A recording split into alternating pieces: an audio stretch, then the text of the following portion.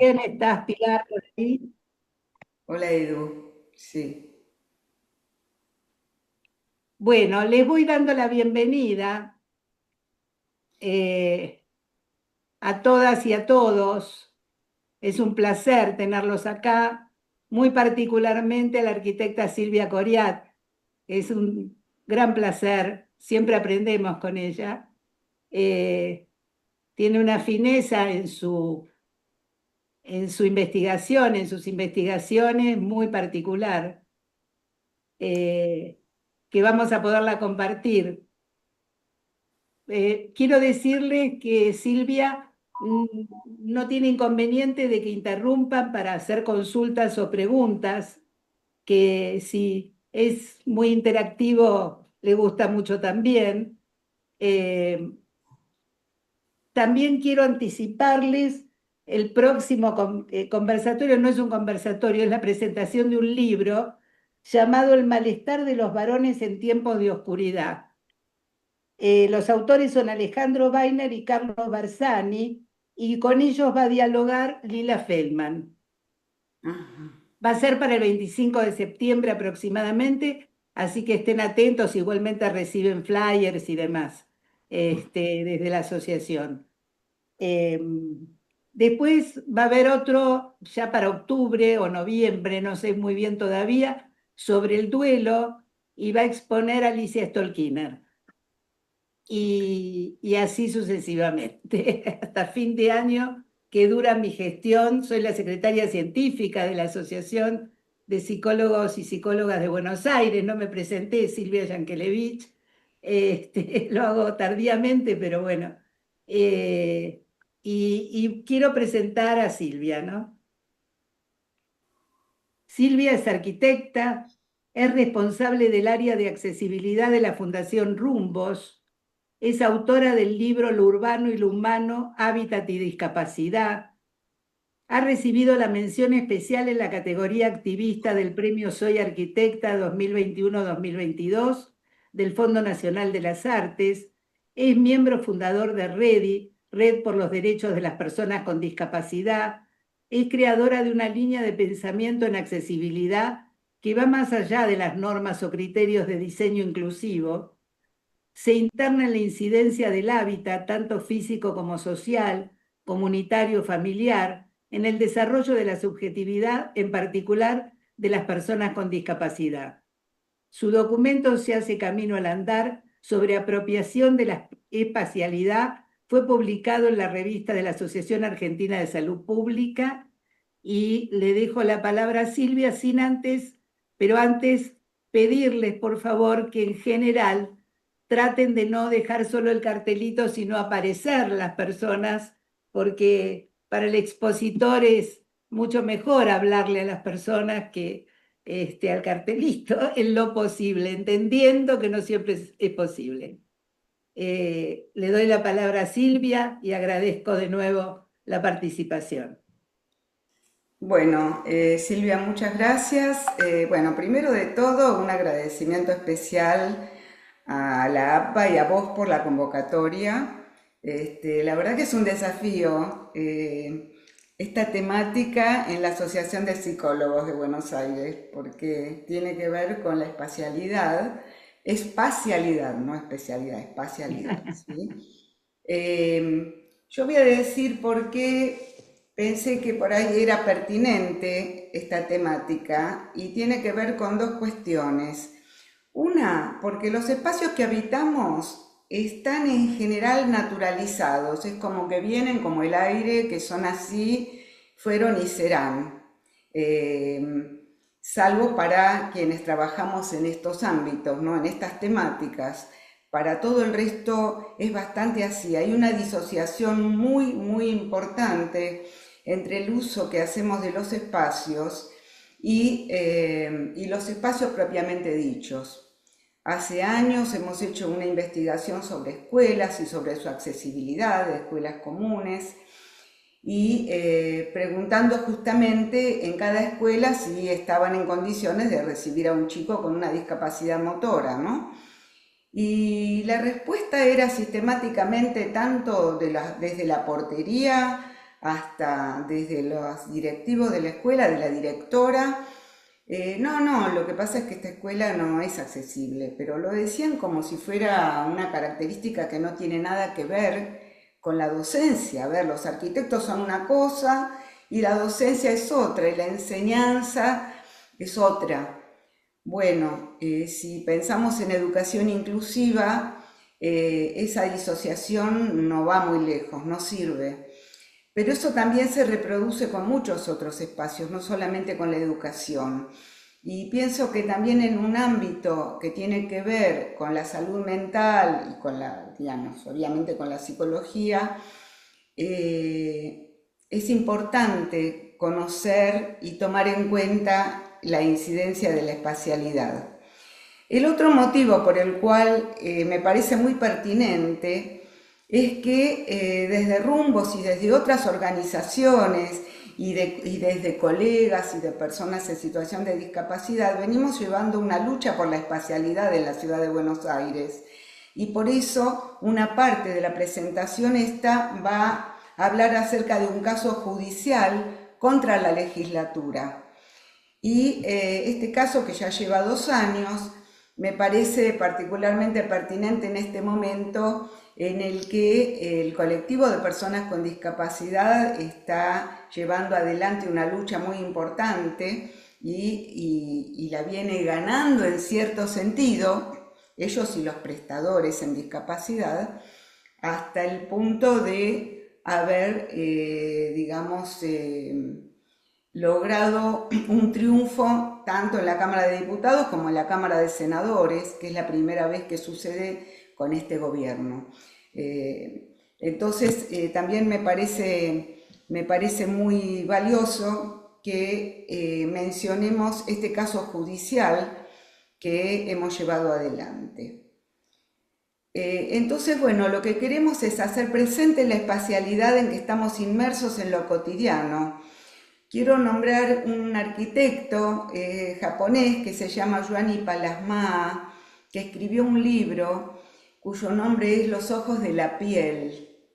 Con los ojos de la piel, él está aludiendo a que la espacialidad nos envuelve, que no es todo a través de la vista, y él también hace un cuestionamiento de cómo la sociedad occidental está priorizado el sentido de la vista en el sentido de focalizar los planos que tenemos delante, y no aparece esta cuestión de la cualidad de la espacialidad. Y la arquitectura envuelve esa espacialidad que a su vez nos envuelve a nosotros. Quiero nombrar también a otra persona, un escritor Tanizaki de los años 30, un libro que se llama Elogio de la sombra. En Occidente la belleza siempre ha estado ligada a la luz, a lo brillante, y en cambio en Japón, y con esta percepción también de la espacialidad que nos envuelve, le dan mucha importancia a la sombra, al frescor. Incluso menciona él en su libro Elogio de la sombra una cualidad de los baños japoneses históricos que estaban afuera, en el exterior, la importancia que tenía que estuvieran a la sombra y que eran unos espacios muy valorados, a diferencia de Occidente, que en general del baño no se habla. Y cuando yo preparaba todo esto, pensaba en cómo introducirnos, lo asocié con la película que se dio recientemente, Días Perfectos, de Wim Wenders, que si no la vieron la recomiendo, y que me parece que está inspirada en esas percepciones. Es una película fantástica. Bueno, entonces ahora vamos a empezar con el primer punto. Asumimos la vivienda como nuestro refugio, el lugar que nos alberga, que nos brinda seguridad. La vivienda es cómplice y aliada de nuestros momentos más habituales y los más íntimos. Hermosas imágenes aluden a ella. En palabras de Gastón Bachelard, hay que decir, pues, cómo habitamos nuestro espacio vital de acuerdo con todas las dialécticas de la vida, cómo nos enraizamos de día en día en un rincón del mundo. Ahí termina la cita. La vivienda nos cuida mediante su manera de contenernos. En los recuerdos de nuestra casa, ya sea actual o alguna que hemos amado, aparecen los rincones y las escenas que nos tuvieron de protagonistas. Probablemente sean imágenes sin asperezas, de un lugar tibio y protector.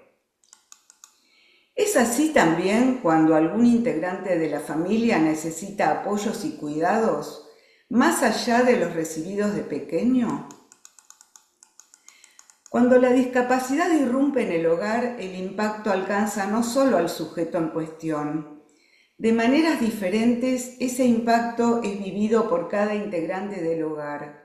Y también por el hogar, por ese territorio físico que hasta entonces contuvo de manera silenciosa cada momento vivido por la familia. ¿Cómo vive la familia esta nueva situación?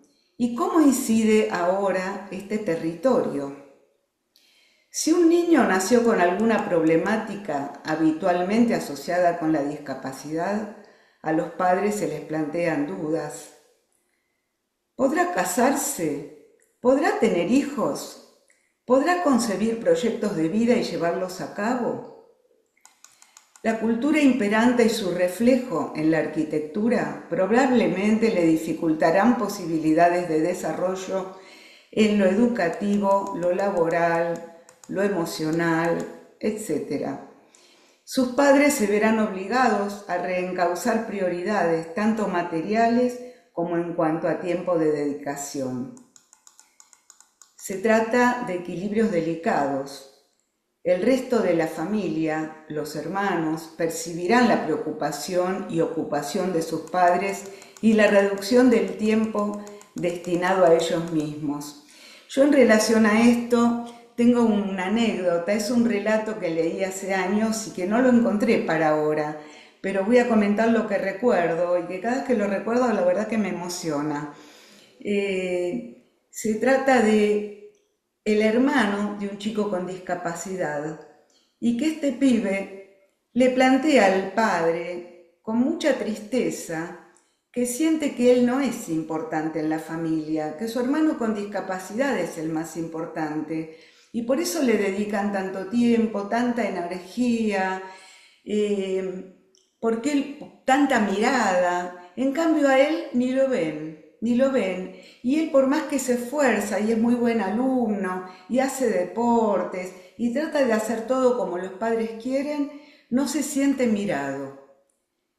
Y el padre se sorprende muchísimo con esto y le dice, pero querido, vos sos nuestro orgullo.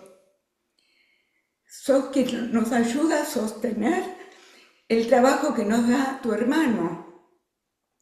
Y entonces el padre se da cuenta lo que está sucediendo y de alguna manera se revierte esa situación.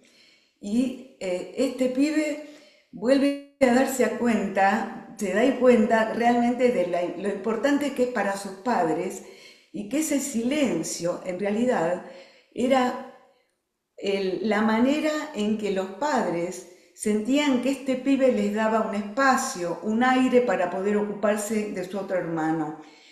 Pero es algo muy vivido por los hermanos. Esta historia tiene como 20 años y luego se fueron desarrollando grupos de trabajo con hermanos que lo valoraron y lo valoran muchísimo porque es una historia que se repite. Bueno, voy a presentar imagen y voy a compartir una imagen mientras seguimos hablando. ¿Se ve? No, todavía no. Ahora sí. Bueno, bárbaro. Esta imagen es de un chiquito al que, que tiene dificultades para caminar, por eso tiene un andador, y hubo que adaptar el baño permitiendo que el lavatorio quede a la altura de sus antebrazos y de sus brazos, como para poder apoyarse y poder lavarse solito. Hay muchas iniciativas en la vivienda que ayudan a poder mantener autonomía. A ver, un segundito. Si se trata de secuelas que comprometen la movilidad, a medida que este niño crezca, el hogar requerirá de adecuaciones para dar cabida a nuevas maneras no habituales de moverse, trasladarse y hacer las cosas, no previstas en el diseño del hogar. Si se trata del padre, quien hasta el momento asumiera el rol de proveedor, de principal sostén del hogar, y ya no puede, de ese rol deberá hacerse cargo la madre, pero los hijos, siendo adolescentes o aún niños, se verán catapultados a ser de adultos, obligados a colaborar en el cuidado del padre o de la madre, según el caso. Esta es una imagen, es una foto de una familia en Estados Unidos, donde vemos a la chiquita ayudándole a sostener sus piernas a la madre, mientras la madre, que es usuaria de silla de ruedas, está haciendo una transferencia desde la silla de ruedas a la cama o viceversa, de la cama a la silla de ruedas. Fíjense cómo la madre apoya con mucha firmeza sus brazos, sus manos, la otra mano no se ve, pero se ve la que apoya sobre la silla de ruedas para poder hacer palanca y pasarse. Pero como no tiene control sobre sus piernas, esta chiquita, tan chiquita, le está ayudando.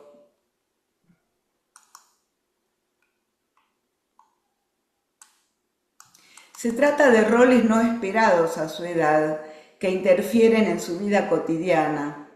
Será más difícil que vengan a jugar amigos a casa y contarán con menos tiempo para ir a la casa de sus amigos debido a las ayudas a sus padres o a su madre, a su padre o a su madre según el caso.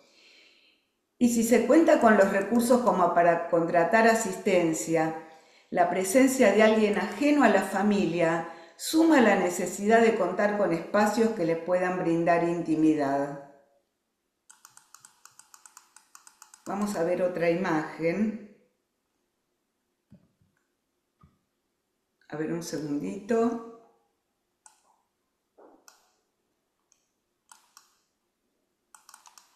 Ahí estamos.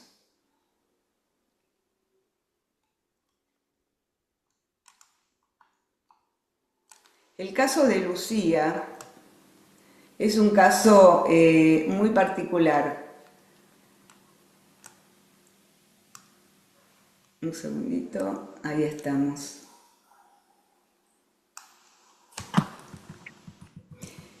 Es un caso muy elocuente. En un matrimonio joven nace la primera hija, que tendrá una discapacidad importante a lo largo de su maduración. Desde su silla de ruedas o desde el mobiliario compartido por todos, se comunica y transmite sus sensaciones mediante su expresión facial.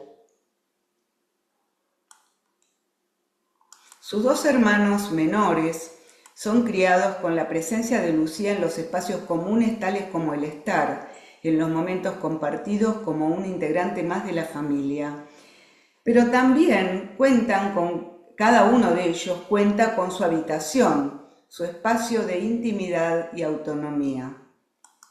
Tal es la importancia que adquiere Lucía para con ellos, que el menor, a sus 8 años, lleva a un amiguito a jugar a casa y al entrar le dice: «Vamos a jugar a mi cuarto, pero antes le tenés que dar un beso a mi hermana». A la actitud inclusiva del matrimonio se suman los recursos que posibilitan el desarrollo de cada uno de los integrantes de la familia, entre ellos el recurso espacial. Y comentando otro caso, Pablo, cuyo padre usa silla de ruedas y requiere de accesibilidad, reconoció desde muy pequeño qué edificios eran accesibles para su papá y cuáles no. Vamos a otra imagen. A ver si la puedo pasar acá. Un segundito, perdón.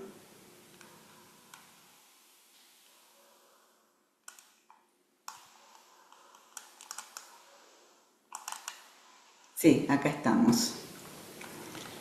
Bueno, esta es Cecilia, ella está usando un scooter y está con una chiquita con la que están compartiendo en ese momento un momento lindo, un momento simpático. En algunos casos, las ayudas de los hijos pueden ser vividas esporádicamente, casi como un juego, naturalizando la condición de su padre o madre sin trastocar la vida cotidiana de sus hijos en tanto niños o adolescentes. Pero sin el recurso económico para solventar la presencia de asistente domiciliario, los apoyos familiares se constituyen en la regla. Vale hacer presente el rol histórico que determinaba que una de las hijas no se casara, siendo asignada a futuro al cuidado de sus padres en la vejez.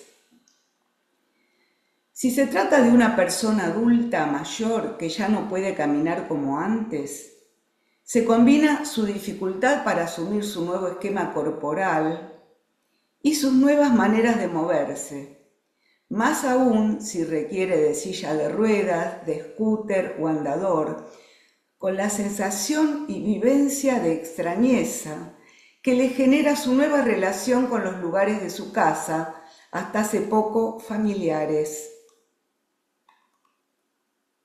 Vamos a otra imagen.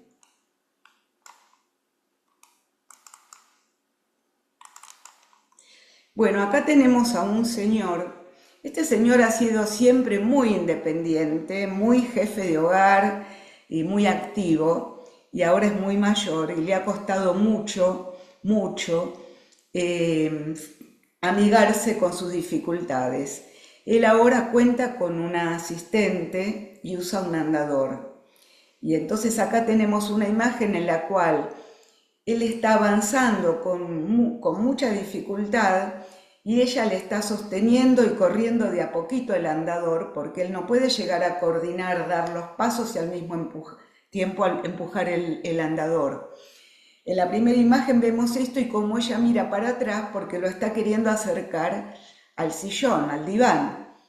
Y luego vemos cómo ella lo toma del brazo para poder ayudarle a sentarse.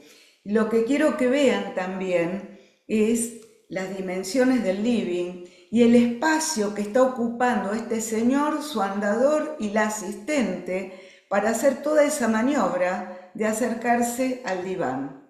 Es decir, el espacio que están necesitando ocupar.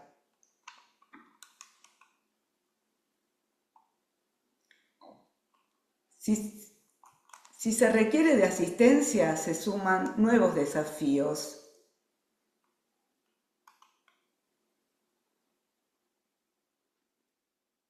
Un segundito, perdón. Habiendo sido autosuficiente, adaptarse a esa nueva intimidad afectada por la presencia de alguien que lo asiste y la tensión que le genera tener que modificar los espacios de su casa para facilitar no solo la propia movilidad, sino el trabajo de su asistente.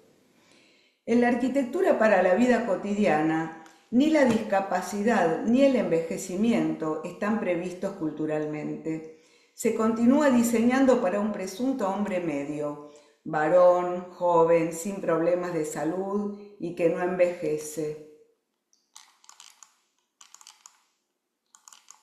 Acá tenemos el modulor, es un esquema de Le Corbusier muy conocido por los arquitectos, donde aparecen las dimensiones humanas entendidas funcionalmente, es decir, qué alcance tiene una persona si necesita alcanzar algo para arriba, distintas medidas que tienen que ver con el ser humano en acción, pero claro, es un ser humano en acción bien parado sobre sus dos pies, sobre sus dos piernas.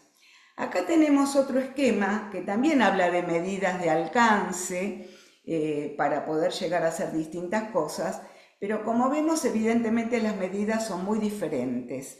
Pero este también es un esquema. Y acá tenemos una persona en la vida real, y acá vemos el alcance que tiene, es decir, qué distancia necesita esta mujer para poder alcanzar esa ropa que está colgada en un vestidor. Entonces yo les pregunto a ustedes, ¿cuál es la diferencia que notan entre esta imagen y sus medidas? No hace falta que leamos las medidas, pero vemos el alcance de este señor que parece un bailarín en silla de ruedas y las características de esta señora. Alguien que no conozca esta imagen puede opinar, porque estas son imágenes que realmente las uso mucho. Entonces, ¿qué les parece la comparación entre ambas imágenes? Puede opinar cualquiera, ¿eh?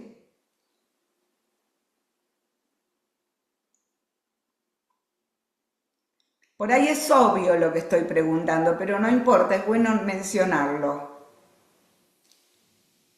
A ver, ¿por qué esta mujer está tan cerca de la ropa?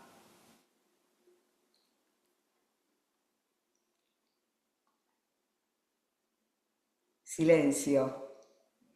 Bueno, Yo entonces sigo yo, estoy sigo yo. tratando de ver si levantan la mano, pero como no veo a todos, ¿No ves este, qué? que no veo a todas o a todos, ¿Hay gente ya la levantando la dicen, si mano? alguien quiere hablar, díganlo nomás. Bueno,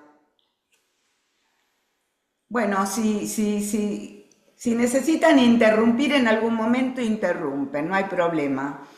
El tema es que esta mujer tiene distrofia muscular, seguramente tiene una gran debilidad en sus brazos, entonces para poder agarrar algo con la mano, aunque sea una percha con una prenda liviana, necesita sostenerse con su otro brazo que lo tiene apoyado en el apoyabrazos.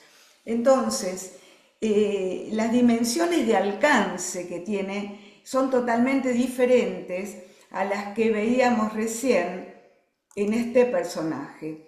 Ahora, resulta que cuando empieza la accesibilidad a instalarse y se empieza a construir lo que se construye con accesibilidad, se hace en base a personas que usan silla de ruedas, pero es una silla de ruedas manual, porque ellos tienen fuerza de brazos. Tienen, por ejemplo, una paraplegia, es decir, que de la cintura para abajo no se pueden manejar, pero sí de la cintura para arriba. Tienen control de torso y control de sus brazos. Pero resulta que a medida que las personas con discapacidad fueron incorporándose en la vida cotidiana, se fueron encontrando recursos para que tengan una sobrevida más saludable, hubo situaciones que fueron superándose y entonces personas como esta que veíamos recién pueden empezar a hacer una vida ciudadana que antes no la podían hacer, pero entonces la arquitectura no termina de adaptarse a lo que ellas están necesitando. Entonces vamos a ver cómo sigue esto en la realidad. Seguimos. En la arquitectura para la vida cotidiana, ni la discapacidad ni el envejecimiento están previstos culturalmente.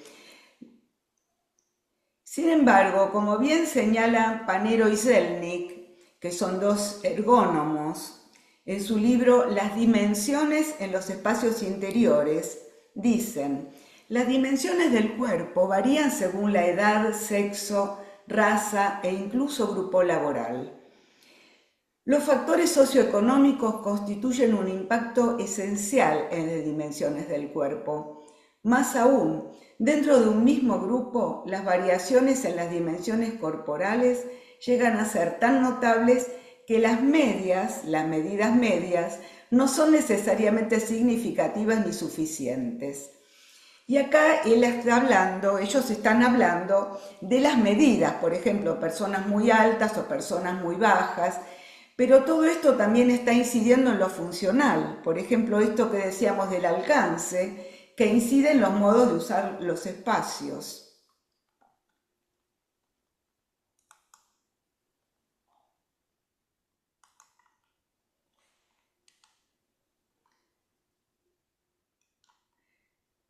Más allá del familiar, del familiar asignado al cuidado o de un asistente contratado, hay roles familiares que se modifican, hijos que adquieren mayor responsabilidad al formar parte del apoyo familiar en estas nuevas circunstancias, parejas que asumen nuevos roles ante la discapacidad del cónyuge, abuelas que colaboran.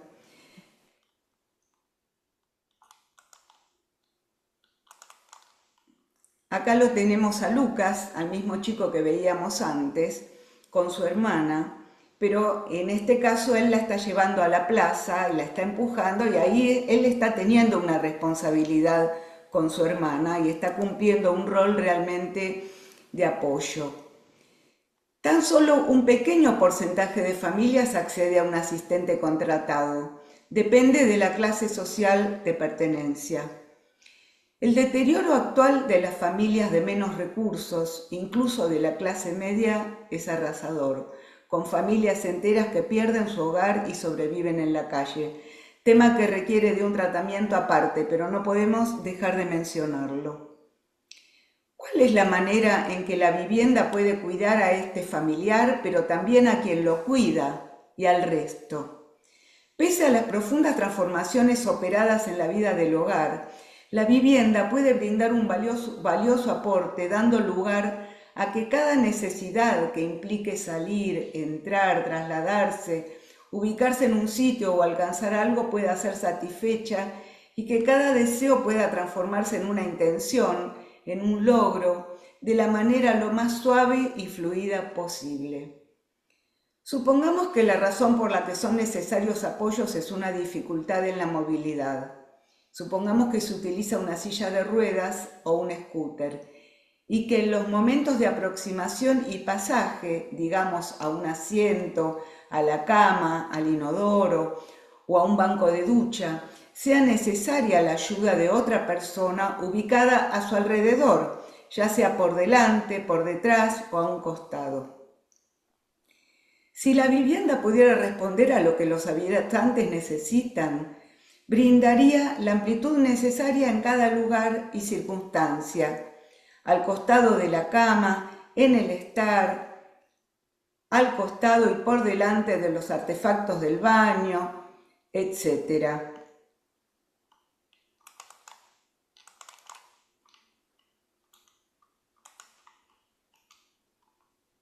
Bueno, acá vemos a una mamá sosteniendo a su hijo. Este nene tiene una distrofia muscular importante. Y entonces seguimos diciendo, muebles e instalaciones responderían también a estas necesidades espaciales. Serían diseños necesarios, no suntuarios. Una tabla de transferencia, una silla higiénica que habilite utilizar los artefactos del baño sin necesidad de transferencias, que conllevaría el esfuerzo de soportar el peso total de la persona. Y en casos más complejos, si el presupuesto lo permite, el uso de eleva persona, con percha y arnés, elemento que no debiera ser suntuario. La vivienda tendría la menor cantidad de desniveles posibles, o ninguno, y de tenerlos estaría salvado mediante rampas, con la pendiente menos pronunciada posible. ¿Por qué? Porque tanto para la persona como para su asistente, el esfuerzo para subir una rampa es mayor cuando la pendiente es más pronunciada. También transferirse de un scooter o de una silla de ruedas a otro elemento es a costa del desgaste de hombros, brazos, columnas para el usuario y para su asistente. Con los años estos problemas se agudizan y cronifican y conllevan a su vez mayor dependencia y apoyos. acá estamos viendo un elemento que puede ayudar muchísimo a que no suceda lo que veíamos con esta mamá que lo tiene que levantar al hijo en vilo y a medida que el hijo va creciendo es mayor el esfuerzo. Pero claro, este es un elemento que en nuestra sociedad es considerado suntuario cuando no lo debería ser. Aquí esta persona está con su asistente. Ella lo va corriendo desde los pies, desde las piernas, para llevarlo a la silla de ruedas que se ve más adelante, pero de esa manera es solo un movimiento que no implica fuerza, porque toda la fuerza lo hace esto que se llama elevapacientes o grúa, o también se los conoce como lifter. Esta es una percha y este señor, mediante este elemento, lo está accionando para subir o para bajar.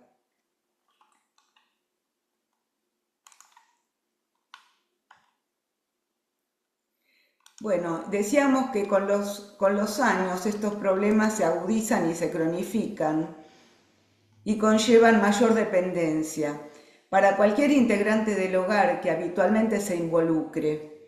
No se trataría solo de facilitar acciones actuales, conllevaría cuidados a futuro, con lo cual esta persona que se involucra también tendría comprometidos sus proyectos de vida, su vida cotidiana.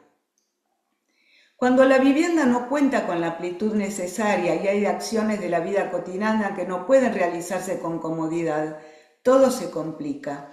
Un baño en el que no hay espacio de aproximación al inodoro obliga al asistente a levantar en vilo a la persona, realizar una rotación sobre sí mismo y depositarla sobre el artefacto.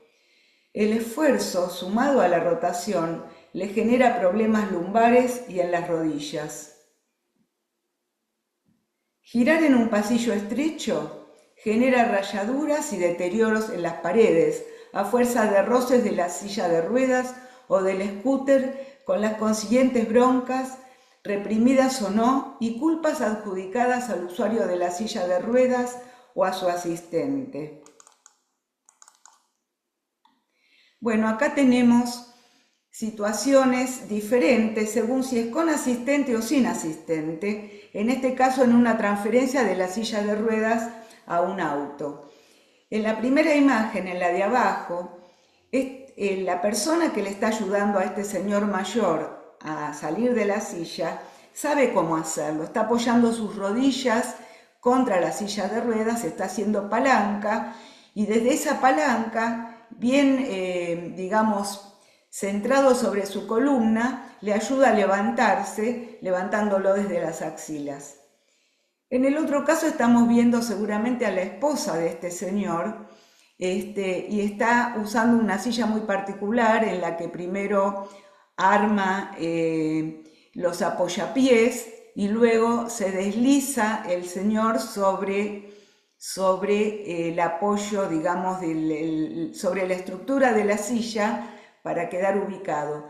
Pero la manera en que esta señora se está manejando refleja que dentro de un tiempo va a tener unos problemas de dorsalgia tremendos, porque no es la manera, o se tiene que poner en cuclillas, o tiene que hacer un movimiento de manera de no forzarse desde la columna vertebral como lo está haciendo.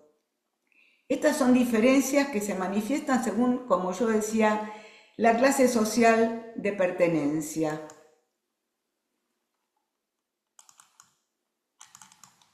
Bueno, acá la tenemos de nuevo a Cecilia. Ella está en su casa, está entrando a la cocina con su scooter, pero el scooter tiene unas medidas que no se condicen, por más que es el más pequeño, con el ingreso que tiene, con el espacio que tiene en ese ingreso. Acá vemos como la arista viva, es decir, la esquina de esta pared, de esta mocheta, se viene rompiendo a medida que ella entra. Es decir, esta vivienda, que teóricamente es accesible, no cuenta con las dimensiones, con la amplitud necesaria para poder hacer una maniobra de entrar que implica girar, porque ella está entrando desde un holcito y tiene que girar 90 grados. Y entonces no es lo mismo ir derecho que girar. De nuevo nos estamos encontrando con cuestiones no tomadas en cuenta en el diseño.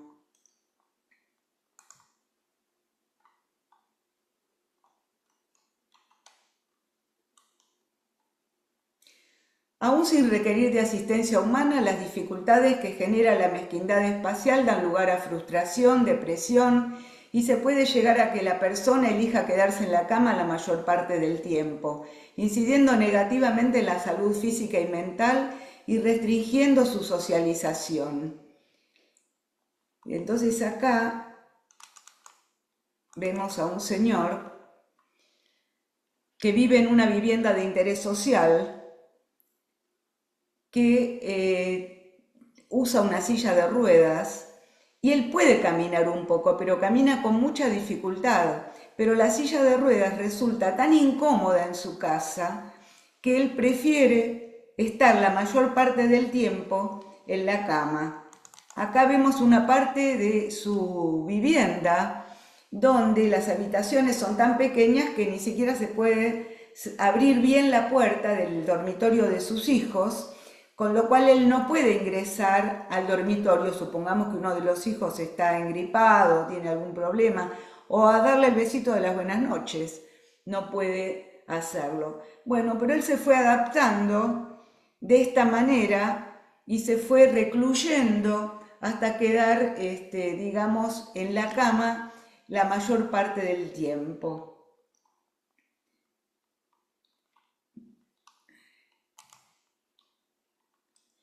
Por el contrario, cuanto más fluida es la movilidad en el hogar, más posibilidad de autonomía brinda, reforzando la posibilidad de cumplir de mejor manera con el rol que ocupa la persona en el grupo familiar, ya sea el padre, la madre, un hijo, sea niño, adolescente o adulto joven. Tratándose de personas ciegas o con baja visión, y sobre todo cuando se trata de una discapacidad visual adquirida de adulto, elementos como pasamanos, barandas o cambios de textura en los pisos que adviertan la cercanía de una escalera o un desnivel, colaboran a la seguridad y a la tranquilidad. Acá tenemos dos imágenes. En una está bajando una persona. Los dos casos son personas ciegas, ¿no?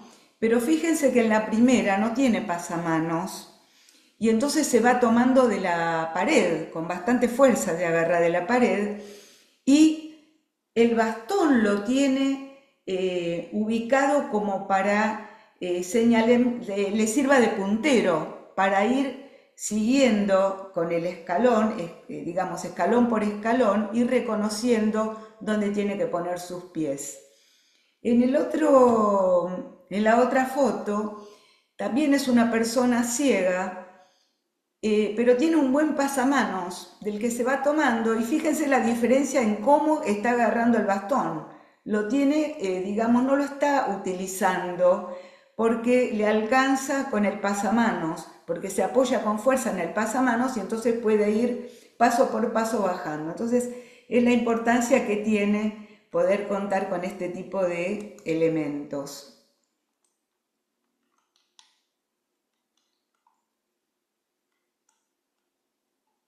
Como vemos, la complejidad de situaciones familiares asociadas a la discapacidad vale para todo tipo de problemáticas, pero no en todas se compromete la estructura del diseño de la vivienda, como en el caso de dificultades motoras.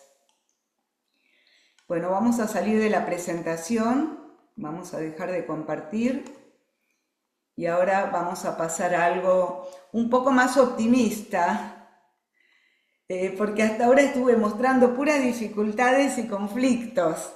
Lo único que mostré simpático, agradable, fue el caso de una familia que está en una muy buena situación económica y combinada con una muy buena actitud respecto a la discapacidad y respecto a cómo conducirse con sus propios hijos, que fue el caso de Lucía.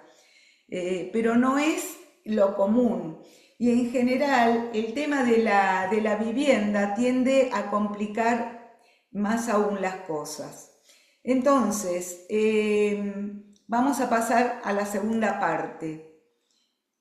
Al modificarse las normas de edificación de la ciudad de Buenos Aires en el año 2018 y en el año 2021, entre ellas la vivienda, ¿han puesto los legisladores la lupa en estas particularidades? Lejos de interiorizarse de los modos de habitar expuestos en audiencias públicas por quienes conviven con dificultades motoras, y lejos de escuchar con detenimiento las sugerencias de cómo encararlas en el Código de Edificación, desarrolladas por numerosas personas en situación de discapacidad y profesionales, los funcionarios le dieron la espalda a lo esencial, aquello que es complejo de modificar en casas e inmodificable en departamentos, justamente la amplitud, los metros cuadrados de cada ambiente y sus instalaciones.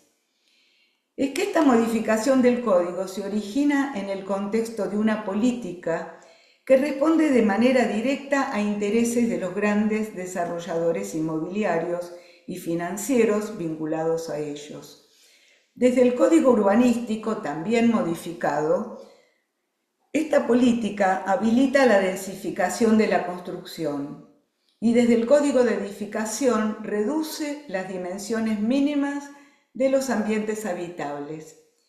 Ni siquiera la pandemia y los riesgos de su reincidencia y las advertencias referidas a requisitos básicos de mayor espacialidad, iluminación y ventilación incidieron en la intención de obtener el mayor rédito económico de cada metro cuadrado construido.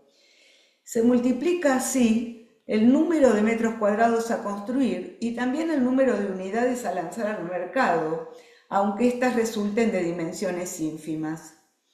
Mediante una densificación de la construcción y admitiendo departamentos mínimos, se genera un incremento del valor de la tierra y del metro cuadrado de construcción.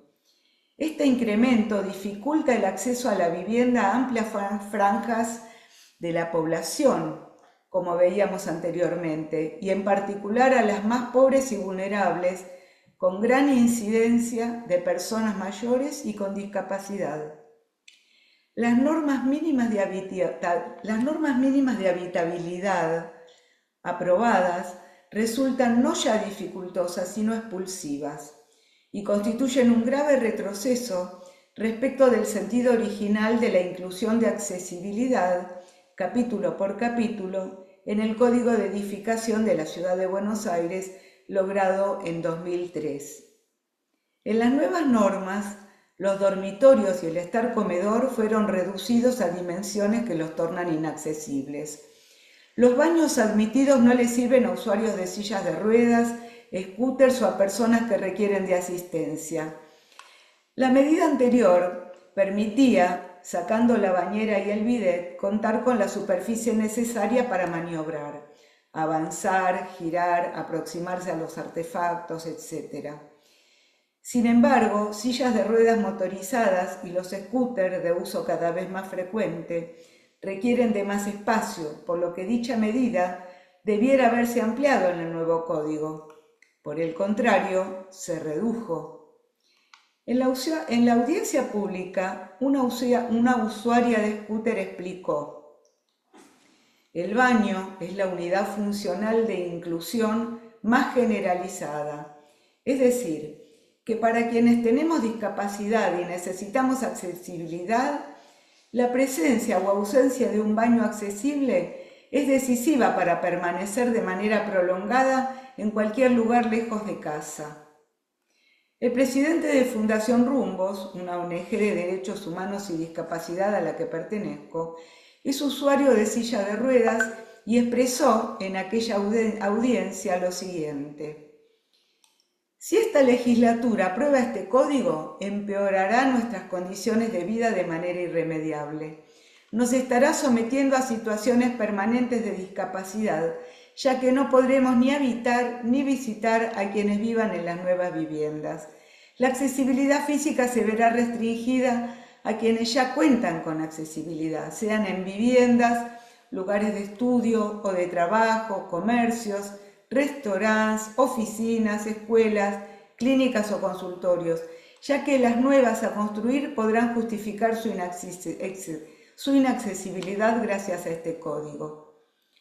Diluyendo las pautas de accesibilidad, también pretenden reducir los costos constructivos, pero a costa de nuestra calidad de vida. Al remitir las especificaciones de accesibilidad a un reglamento técnico, a ser redactado sin control ni legislativo ni ciudadano, el nuevo código garantiza la opacidad del proceso e invisibiliza no solo nuestras necesidades al banalizarlas, sino que nos somete al ostracismo social, nos excluye aún más de la ciudad a pesar de un discurso pretendidamente inclusivo. Y sigue, basta con intentar transitar por veredas y vados, con intentar tomar un colectivo o acceder al subte, basta con intentar anotar a un hijo o hija en una escuela primaria o secundaria que enfrentaremos la falta de accesibilidad. Y si la escuela es privada, peor aún. Tomando en cuenta la riqueza de intervenciones en las audiencias públicas y la ausencia de respuesta a las mismas por parte del legislativo, un fallo de primera instancia declaró nulo al Código de Edificación de la Ciudad, ante la demanda colectiva elevada por una treintena de codemandantes, entre ellos personas en situación de discapacidad, políticos, profesionales y activistas en derechos humanos.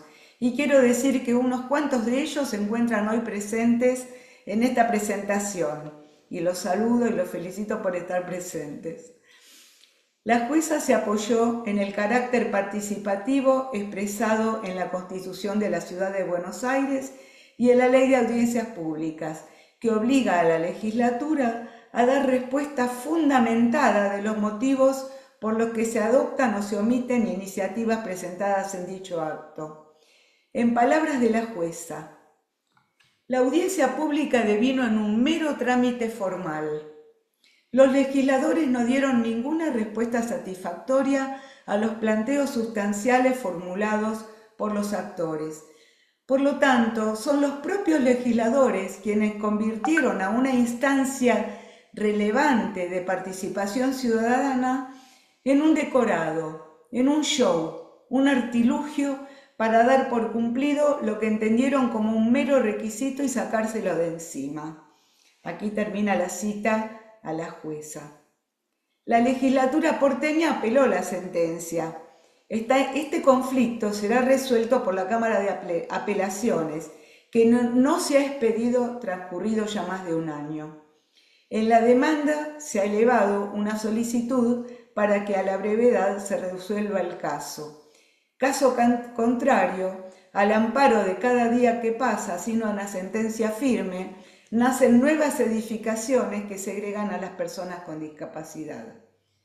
Ahora, mientras tanto, hasta que esto se resuelva, pueden pedirse medidas cautelares ante la jueza, es decir, se pueden elevar recursos de amparo, y la abogada a cargo de la demanda explica que la aplicación inmediata puede darse en casos concretos, en que personas con discapacidad vean afectados sus derechos y se presenten en el amparo colectivo solicitando a la jueza de primera instancia una medida cautelar. Por ejemplo, una persona cuyo SUM, su salón de usos múltiples en el edificio, se construyó sin accesibilidad, puede pedir verse afectada y acudir a un abogado para que la patrocine. Esto está en vigencia en la actualidad. La amplitud espacial, imprescindible tanto en los años de la vejez como en situaciones de discapacidad, es un atributo de los espacios habitados necesario y valorado por el conjunto de la población. Su defensa ha permitido aunar luchas barriales en las que se fusionaron consignas por espacios urbanos más saludables y más accesibles. Bueno, y con esto yo termino lo que quería compartirles. Y bueno, no es un tema sonriente, agradable, pero lo que me parece importante de rescatar es que estamos en una lucha en en la que hay jueces, en la que hay diputados, en la que hay distintas personalidades importantes que lo están tomando en cuenta, aunque esta lucha no solamente se puede llevar en la justicia, no solamente se puede llevar en las audiencias públicas, ni tampoco en la solicitud de leyes, porque se está llevando, como se demostró en estos días, en la calle. Eh, bueno, llego hasta acá y bueno, tienen la palabra si tienen ganas de aportar, de opinar, en fin.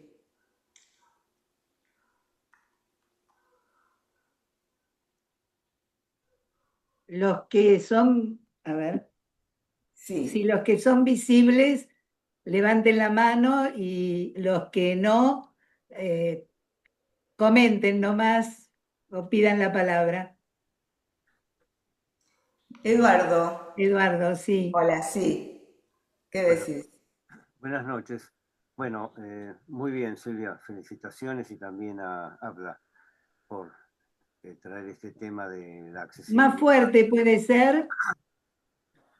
Sí, bueno, nuevamente agradezco, felicito a Silvia, agradezco a la Asociación de Psicólogos de Buenos Aires. Eh, Pequeños comentarios un poco para reforzar lo que decía Silvia. Eh, por un lado, el tema de los cuidadores, cuando tienen que movilizar a personas con discapacidad, y especialmente cuando son personas con sobrepeso, están realmente, como ella mostraba, expuestas a movimientos que le va a traer tarde o temprano, por la continuación que va a tener esa tarea, problemas lumbares y problemas artrósicos también de rodillas. Eh, por lo menos para paliar, digo, no evitar, paliar un poco el tema de la lordosis que se puede producir en la columna vertebral, es la utilización de fajas.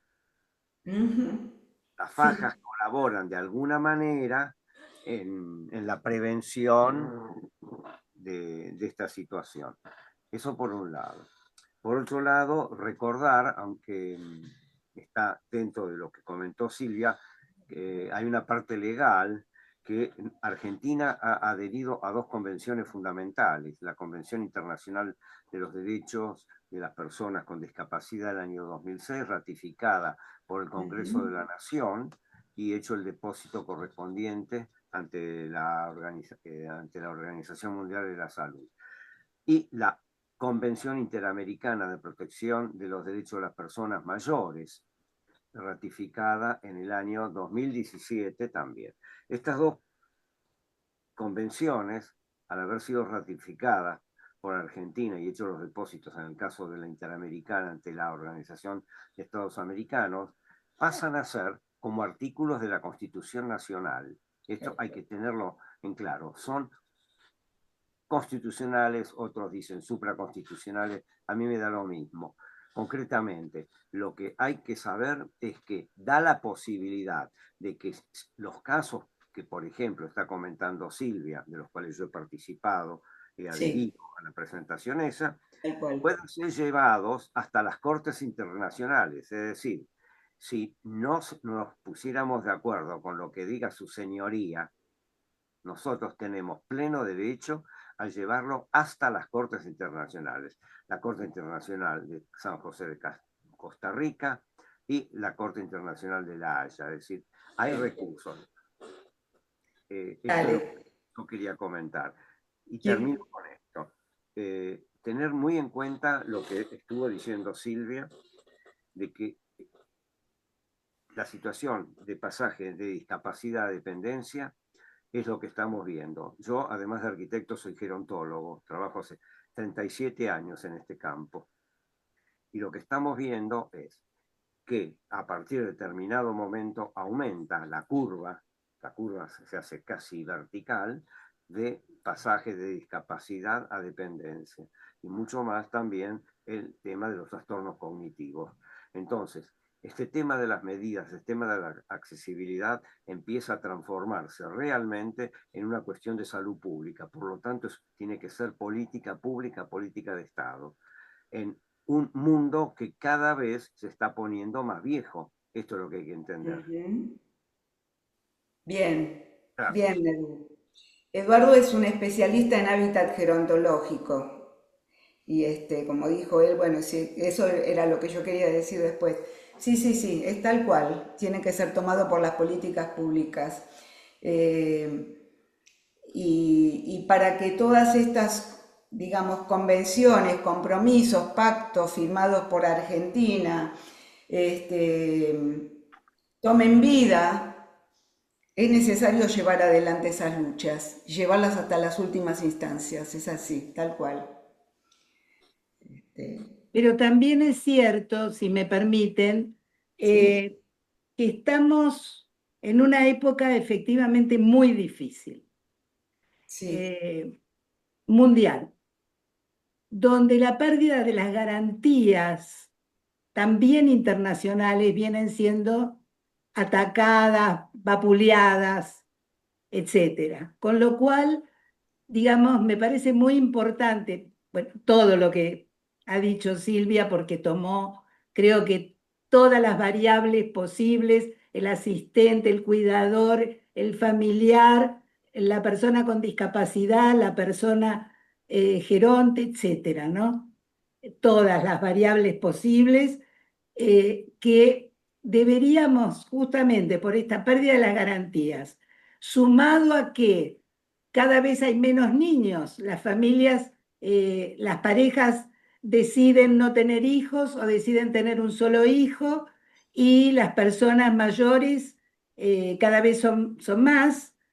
Eh, Me parece que el tema de la prevención y, como dirían los españoles, de la anticipación, digo desde las empresas constructoras, pero la conciencia social fundamentalmente, yo que soy psicoanalista y creo más en lo inconsciente, igualmente hago una apelación a la voluntad, porque, digamos, esta temática es una temática que nos aqueja a todo el mundo o nos va a quejar a todo el mundo, desde levantar un brazo para alcanzar o cerrar una persiana con el desgaste que eso implica, y todas las mínimas anticipaciones que algunas implican una economía mayor y otras implican creatividad. Creatividad, yo he visto situaciones de personas con discapacidad que con el uso de la creatividad han logrado hasta con alambres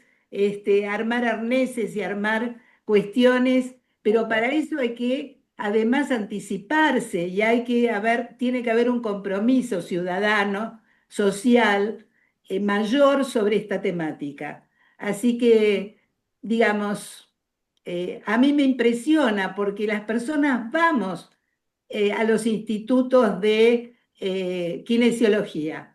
Vemos la cantidad de gente que está en kinesiología, por decirlo así, en lo más común de lo común, sufriente de problemáticas motrices y de problemáticas de todo tipo y color.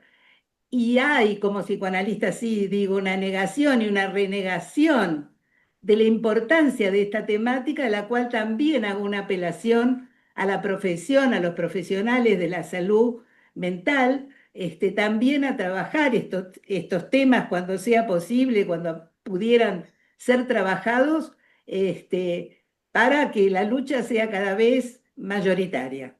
Eso es claro. lo que Sí, quiero sí. plantear. Sí, sí, sí. A ver, tratando de volver, digamos, tratando de atar un poquito las distintas cuestiones que estuvimos viendo, ¿no? Eh, el tema de la espacialidad es a nivel tanto desde las políticas públicas, como estábamos planteando, como muy bien dijo Eduardo, y como lo reflejamos en esta lucha que venimos llevando, hasta el nivel de asumir el esquema corporal y su relación con el espacio cuando se producen cambios físicos que también producen un cambio en el esquema corporal, pero como que el esquema corporal atrasa. Es decir, uno tiene determinadas, por ejemplo, yo doy un ejemplo inmediato mío. Hace tiempo yo jugaba con mis nietos en el piso y me levantaba de un salto y listo, ¿no? Y últimamente si yo quiero jugar con un chiquito y me dice, vamos a jugar en el piso, lo pienso muchísimo, porque hasta que me levanto, el pibe ya se aburrió Tal conmigo. cual. Entonces, pero yo lo tengo que pensar, porque tengo muy incorporado esto de ir al piso y volver a levantarme rápido. Pero entonces, al tener esa inercia de una situación física más saludable, al tener esa inercia, cuesta comprender a uno mismo la importancia que tiene los equipamientos, la vivienda, los espacios, qué me permiten y qué me impiden. Entonces, Tal cual. uno se va dando cuenta a partir de los impedimentos, no anticipándose, como vos decías, Silvia. Bueno, sería bueno, suponete, que estos chiquitos que ayudan a la mamá o ayudan al papá tengan una, como tantas otras cosas, una mayor conciencia anticipatoria en ese sentido, qué sé yo, para que hasta los muebles, digamos, tengan, por supuesto, una altura más adecuada y más adecuada al futuro, si es que lo hubiera, digamos. Yo quería preguntarte, Silvia, ¿qué pensás vos? En relación a cuánto colabora, yo siempre pienso que alienación es cuando algún dispositivo nuevo no está al servicio nuestro, sino nosotros al servicio del dispositivo, de las nuevas tecnologías, y de cómo pueden las nuevas tecnologías colaborar, digamos, para la salud pública y para la salud en general, pero además fundamentalmente en las cuestiones que hacen al colectivo de la discapacidad, ¿no? Sí, mirá, a ver, yo pienso todo lo que son innovaciones tecnológicas en relación a discapacidad es bienvenido. El tema es si las nuevas tecnologías son utilizadas en función de lo que necesita la población o si son utilizadas como, Suntuarias, como lucro exclusivamente. es Hay obvio. maravillas que se están logrando y en relación a discapacidad también hay pues, digamos, soluciones robóticas, visores para personas ciegas que les anticipan los obstáculos, incluso les anticipan las imágenes. También es todo un tema. ¿Qué significa una imagen para una persona que fue ciega de nacimiento, no? Claro, claro. Pero es todo un tema. Pero, digamos, el hecho de anticiparle los obstáculos, bueno, todo lo que significa la comunicación de las personas ciegas con los lectores de pantalla, es decir, por supuesto que la tecnología es más que bienvenida y hay que impulsarla, pero impulsarla en ese sentido, en ese sentido. O sea, es tan importante avanzar con la tecnología, o es más importante quizás que avanzar con la tecnología, es avanzar, digamos, en manos de quienes están las políticas, es decir, a favor de qué están las políticas. Claro, claro, Porque como vos digamos, misma recién yo creo decías, que los científicos, bueno, acá tenemos a un gran genetista que es sí, a Víctor Víctor Casade, Casales, sí, y sabemos que hay muchísimos trabajos de, no tengo la jerga, pero microscópicas para hacer mutaciones cromosómicas, digamos, y así como el ácido fólico ha tenido su aporte para sí. anticipar justamente problemáticas, digamos, entiendo que la ciencia por ahí tiene futuro, si es que tenemos futuro los seres humanos, dadas las situaciones que digo tan difíciles actuales, y Pero no solo mercantiles, es que pero además, sí, es que además la ciencia desde siempre, si no hubiera habido ciencia en relación a discapacidad, no tendríamos la salud de las personas con discapacidad en condiciones de llevar adelante sus reivindicaciones, sus luchas, porque estarían en el altillo, estarían ocultas o directamente no hubieran sobrevivido. como ha ocurrido. En ese sentido, no estoy de acuerdo con la denominación o con el cuco del paradigma médico. No son los médicos, no es la medicina la culpable de la dependencia de las personas con discapacidad. ¿Sí? Son otras cuestiones, son cuestiones Coincido, políticas, económicas. coincido. La medicina ha jugado y juega un papel clave, la medicina y la ciencia, pero la viene jugando históricamente. Este, así que bueno, eso. Sí, Hola Susana, Grace, te Sí, saludo y hola, te veo muy hola. calladita. Sí, No Susi. encontré la manito para levantar. Buenas Bien, tardes. bien. Ah, Yo también soy psicóloga. Quería hacer un pequeño aporte. Además de mi tarea profesional, soy cooperativista. Y en el cooperativismo, en la Confederación de Cooperativas de la República Argentina, Cooperar, tiene desde hace ya un tiempo una comisión de discapacidad. Esa comisión de discapacidad trabaja permanentemente con la Comisión de Discapacidad de la Cámara de Diputados también.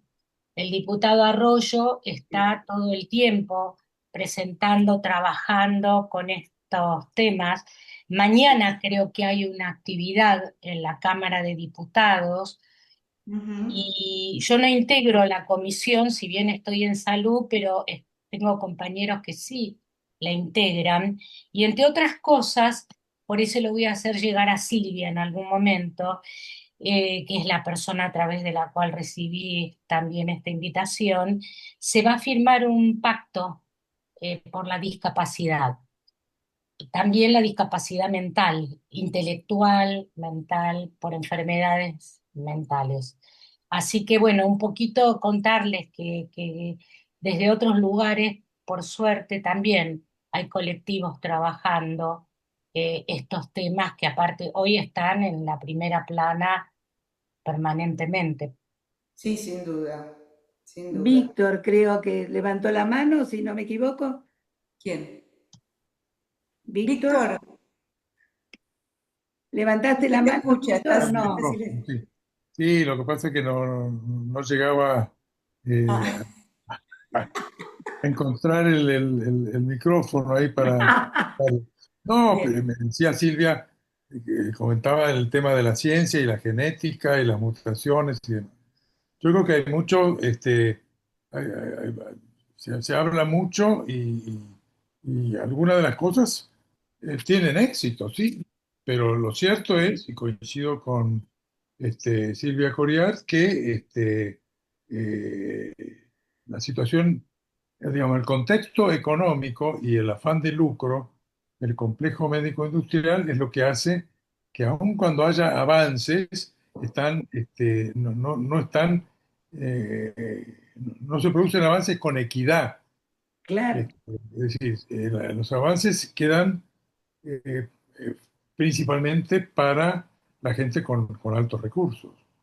Este, y yo, como soy médico, puedo decir de que yo no absuelvo a los médicos ni a la medicina, como generosamente me pareció que comentaba Silvia Coriat.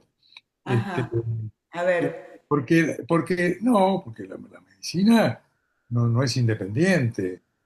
La medicina está detrás, o sea, lo que llamamos el complejo médico industrial y el modelo biomédico individualista ha retrasado en realidad el desarrollo de la ciencia, también para la discapacidad, pero yo hablo en general. La ha retrasado porque cualquier cosa que no sirva para la mayoría de la población es un retraso, porque Ujú. aumenta la inequidad y la inequidad es peor que la enfermedad.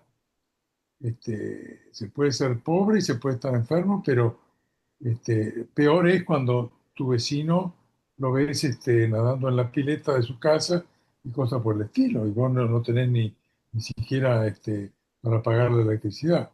O sea que la inequidad es algo que para mí ha sido un pecado de la medicina tradicional, de la medicina del modelo biomédico que está muy vinculado a las empresas farmacéuticas, al desarrollo de las ultratecnologías que solamente van a servir para unos pocos, etcétera, etcétera. O sea que hay que No te... insertar lo social en cualquier tipo de actividad científica para el beneficio de la comunidad. No, eso quería decir. No, perfecto, pero escúchame, cuando yo hago una defensa de la medicina, no estoy haciendo una defensa de las corporaciones médicas, estoy diciendo el rol que ha cumplido la ciencia, permitiendo la sobrevida Estamos de de acuerdo, mucha estamos de acuerdo. gente en ese sentido, Sí, sí. porque sí, si no estoy totalmente de acuerdo con vos, Pero claro, hay que apuntar estas cosas que yo menciono, así al sí. pasar y demás, hay que apuntarlas y denunciarlas permanentemente, Sí, porque sí, sí, sí, esa, es esa cierto. es la única manera de tener las cosas claras. Eso. Perfecto. Bueno, yo Bien. te felicito, Silvita. Me encantó escucharte. Saludos por casa y ya nos veremos pronto. Yo ahora me Bueno, tengo gracias. que retirar. Es un honor lo que me estás diciendo, me encanta. Bueno, Bueno, bueno, ¿algún eh, otro comentario, gente? Hay mucha gente que que no los veo, no se pueden mostrar un poquito las caritas. Eso vengo solicitando un rato. Bueno. Bueno, si no aparece ninguna otra opinión, otra inquietud, pregunta, objeción. Ah, sí, Jessica, dale. Hola, ¿qué tal? Bueno, me uno a las felicitaciones de los señores Eduardo y Víctor. Y nada, plantearlo un poquito el tema esto arquitectónico, lo que sería el diseño universal, también pensarlo hoy que está mucho por ahí en boga.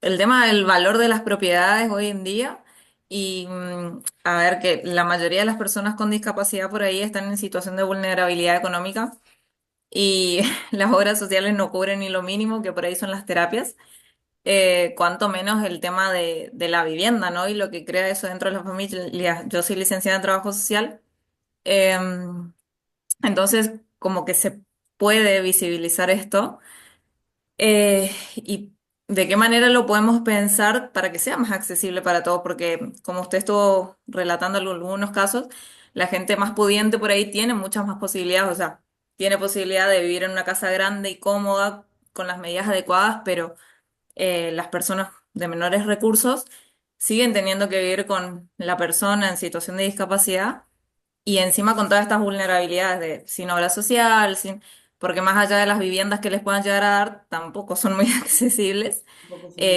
Y no se piensan todas estas cuestiones. Por ejemplo, mi hermana quiso poner un consultorio y buscamos eh, medidas o universales, digamos, pensando en personas con discapacidad, y nos costó un montón. No es que hay un manual o capaz nosotros no encontramos, pero esto fue en 2020, eh, cómo hacer un lugar accesible, o sea, el tema de la puerta del baño, qué tan grande tenía que ser, la entrada, qué espacios había que haber para que se pueda maniobrar, porque no es solamente poner un inodoro más alto y por ahí para sujetarse, ¿no? Hay un montón de cuestiones que si uno quiere fomentar la autonomía justamente, eh, Ujú.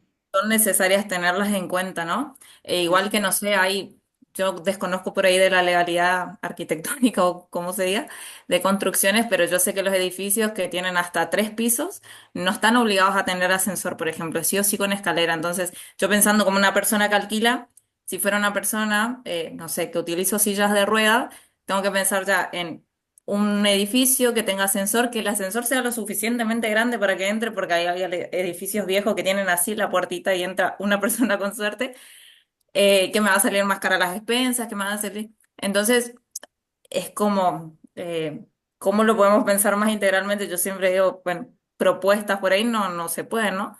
La realidad de Buenos Aires tal vez es distinta. Yo vivo en Posadas, En Michigan, Posadas, ok, y sí. soy chaqueña, así que como que tengo esas dos visiones.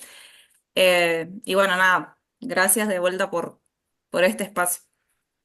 Bueno, Jessica, y qué pensás que se podría hacer? A ver, yo te devuelvo la pregunta. Y yo la verdad que quedé muy motivada con los casos que contaron ustedes, el tema de pensarlo, pero como política pública, como dijeron ustedes, política pública, política de salud. Eh, pero lo veo como bastante utópico en el sentido de esto. Se está luchando, digamos, porque reconozcan las terapias mínimas en Sí, discapacidad y ver esta situación por ahí, pensarlo en el diseño universal, la cuestión arquitectónica, es como todo un desafío también. Y yo por ahí no tengo la respuesta, ¿no? Lo dejo sí, como sí, sí, pregunta para todos, claro, para pensarlo bien. puede hacer, digamos, o por ahí si ustedes en otros lugares tienen, no sé, otra propuesta, otra legislación a nivel provincial, eh, que nos ayuda a nosotros a también pensar esto, ¿no? De una manera diferente. Porque Mira, en mi eso, escuela de trabajo, por ejemplo, no se les puede, o sea, es lo menos accesible que hay.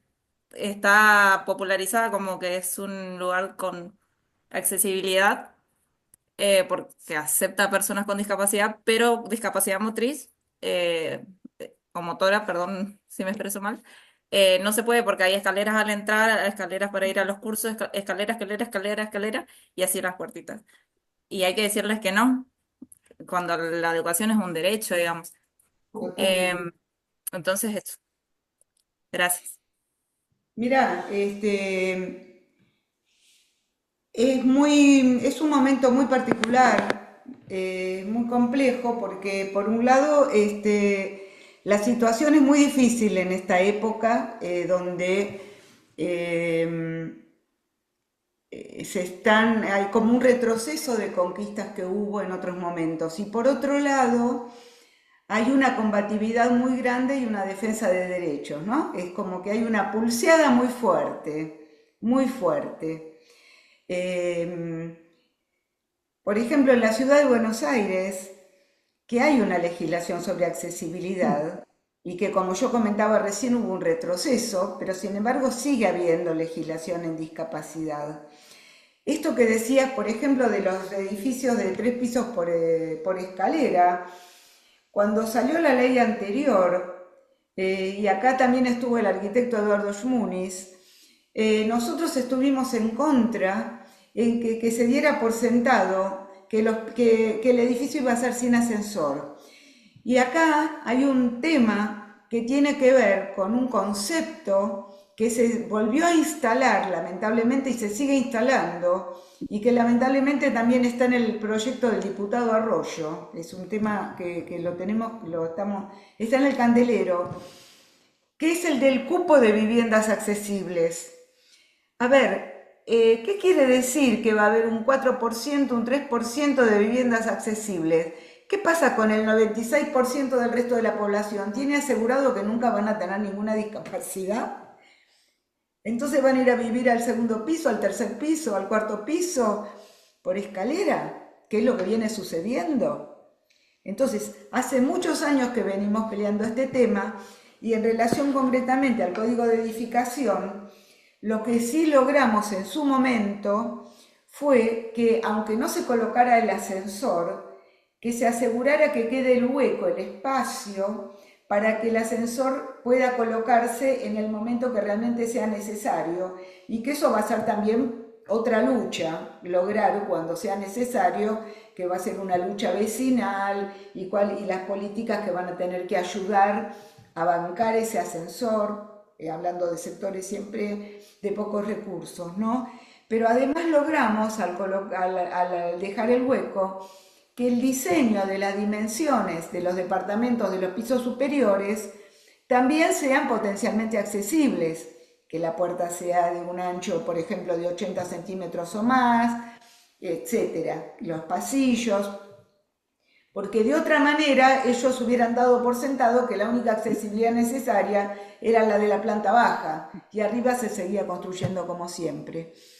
Entonces, bueno, es algo que hay que llevarlo digamos, por un lado a nivel nacional, pero a su vez en cada localidad llevarlo adelante. Y nosotros seguimos manejando un concepto que lo habíamos instalado también con el arquitecto Eduardo Schmunis en un programa que se llevó adelante varios años, que era el Programa Nacional Ciudades Accesibles, planteando una especie de trípode que lo llamamos grupo de gestión, que es un grupo de trabajo en cada localidad conformado por personas con discapacidad, para que se escuche su experiencia, sus necesidades, profesionales, y acá los profesionales es a nivel interdisciplina, arquitectos, diseñadores, pero también, si es necesario, profesionales de la salud, kinesiólogos, ¿no? Terapistas ocupacionales, y funcionarios para llevar adelante políticas públicas para que esto se lleve adelante. Entonces tendría que haber una alianza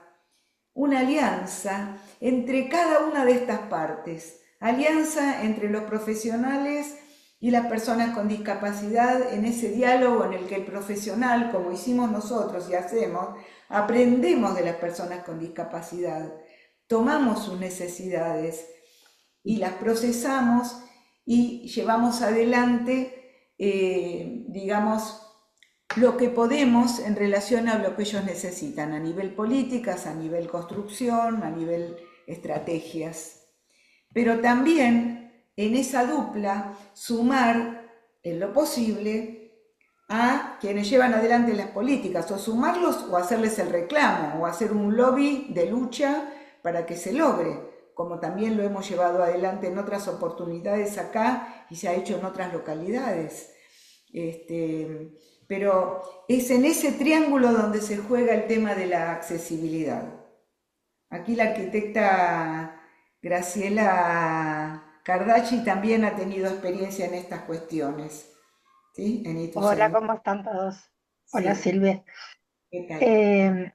Sí, mi experiencia en lo público, bueno, pude llevarla por algún tiempo a que, bueno, al menos fuera un gesto de poner lo que llamamos las rampas nada más en las esquinas y que en la vereda de enfrente haya otra, porque si no el circuito no cerraba.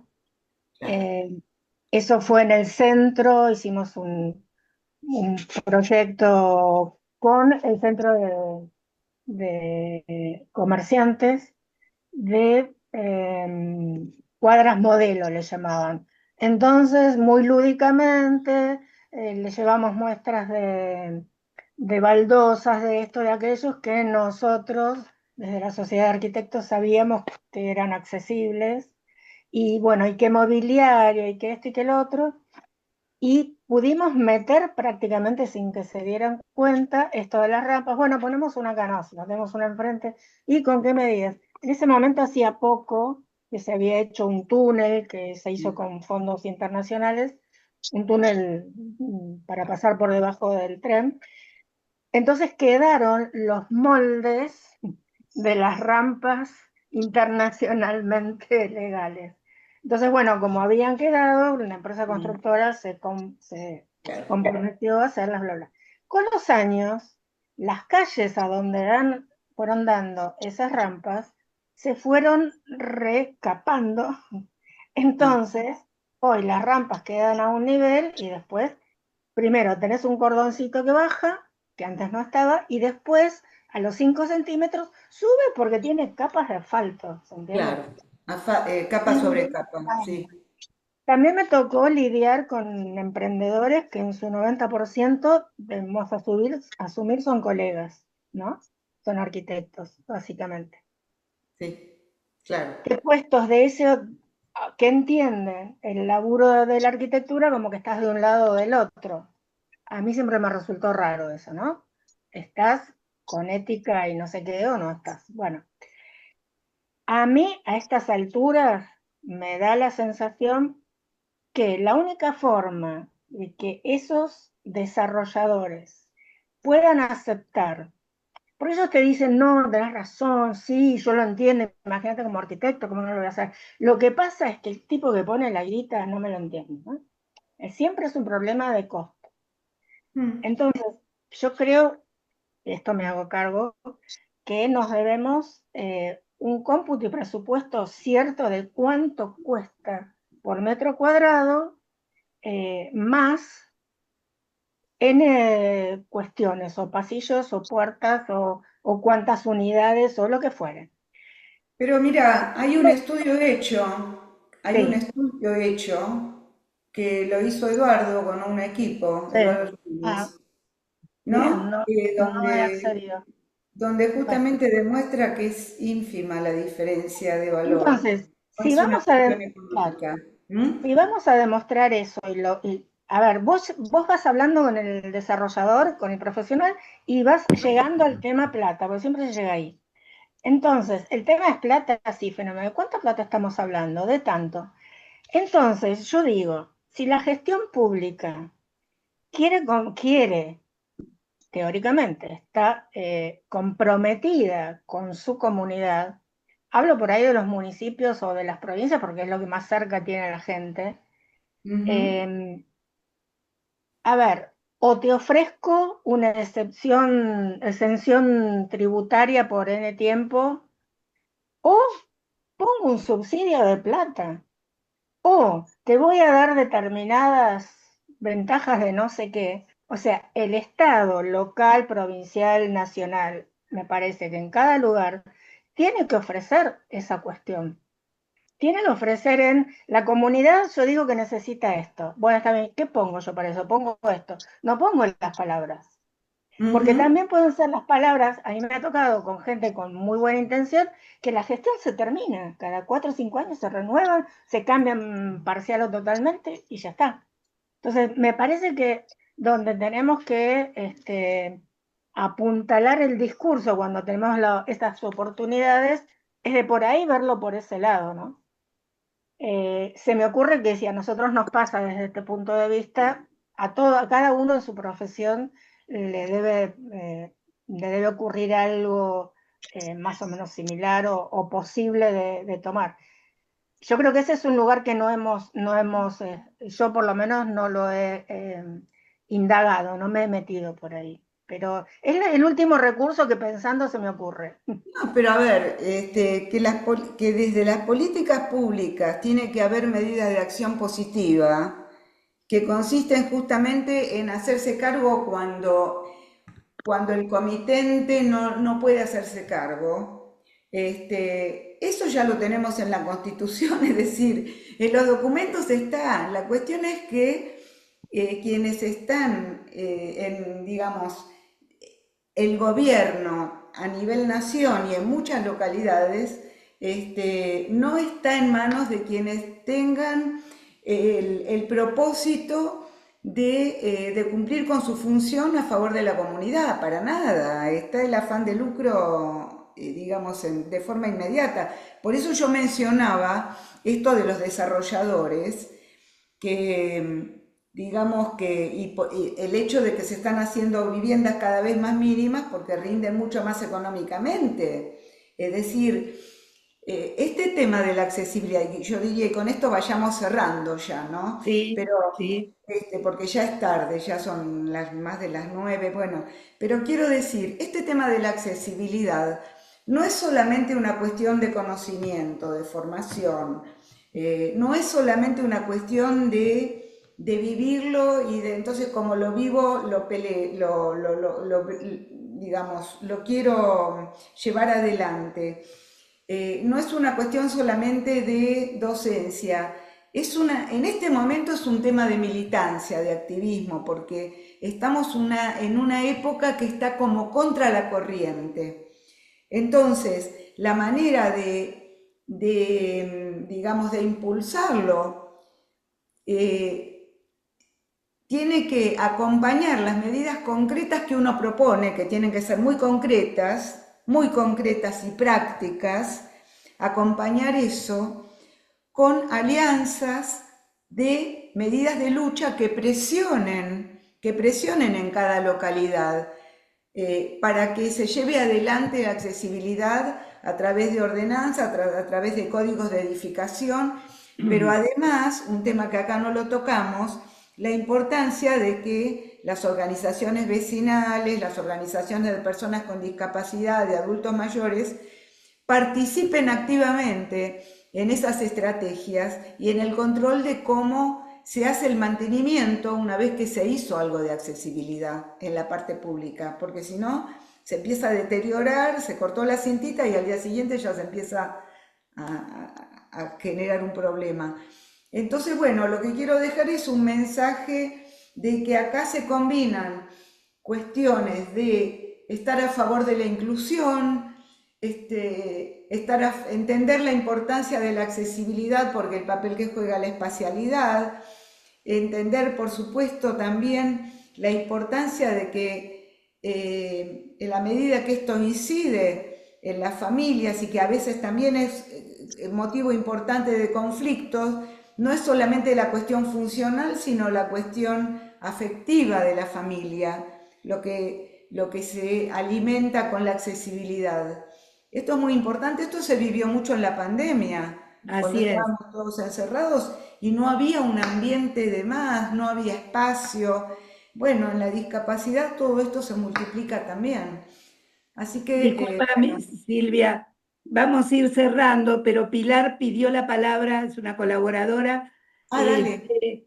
y que sea la última intervención lo más sintética posible por el horario, porque Salomé también tiene que irse, que es Sí, nuestra sí, Salomé, técnica. mil gracias por quedarte un rato más. Bueno, sí, Pilar. No, Pilar. estaba escribiendo justamente, ¿no? En relación a esta necesidad de la participación societaria, en ese problema que no solamente es para Buenos Aires, donde todos, digamos, la mayor fuente de discapacidad es la vejez, o sea que no solamente numéricamente.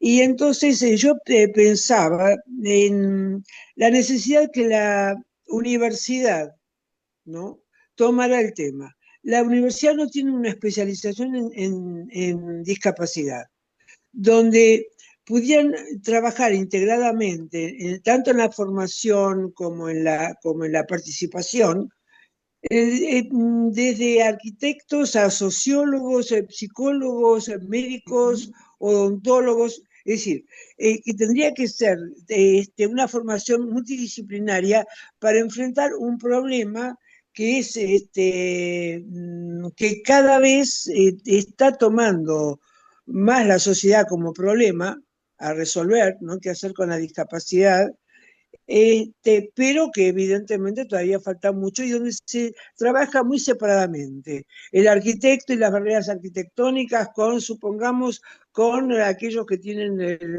todos los agentes de salud que intervienen cuando alguna discapacidad aparece, ¿no? Que va desde el médico al odontólogo, al Sí, sí, sí, sí. arquitecto, etcétera, al portero, casi te diría, ¿no? Me parece, en esto hubo un intento en la universidad en los años 90, desde odontología, que yo estaba trabajando en esos momentos allá, estaba trabajando en la formación de odontólogos para la atención de chicos con discapacidad, la cátedra de odontopediatría, y se armó, bueno, en particular participé muy activamente en la formación de ese programa y por razones de política institucional no se pudo llevar a cabo. En esos momentos lo pensábamos desde odontología y se estaba pensando también desde medicina. Y empezando, no estaba todavía el programa armado, sino empezar cursos que cada vez fueran más integradores, como para darle una forma definitiva a la carrera de especialización en esta temática. Bueno, Gracias, Yo lo que Pilar. propongo es que exactamente. haya una actividad, si es posible, que sea tema la interdisciplina y la discapacidad Claro, para una claro. próxima actividad, porque va a dar para un montón todo este tema. Ustedes, sí, Silvia, yo te interrumpo.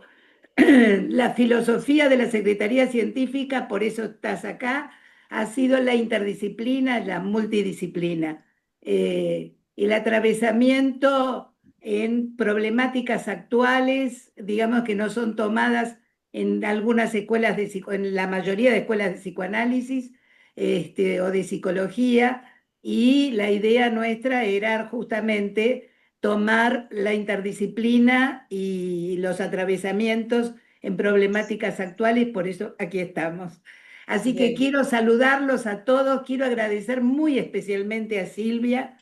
Hay algunas personas que están escribiendo, sepan que en YouTube va a estar grabado, o YouTube, ABBA, lo buscan. Yo ya anoté algunos mails que mandaron por el chat para responderles, por supuesto, así que cuenten con eso. Y agradecer profundamente siempre el aporte de Silvia Coriat, tan interesante, tan inteligente y tan importante para todos nosotros. A los que están presentes les agradezco la presencia y estén atentos para para los nuevos, se me movió la computadora, para los nuevos encuentros. Muchas Bueno. gracias, los despido, los saludo. Bueno, muchas gracias a todos por haber estado hoy y haberse quedado ustedes hasta el final, además. Bueno, Tan muchas activamente, gracias, fue Silvia, tan activo. nuevamente. Chao. Cariño, gracias. Chao.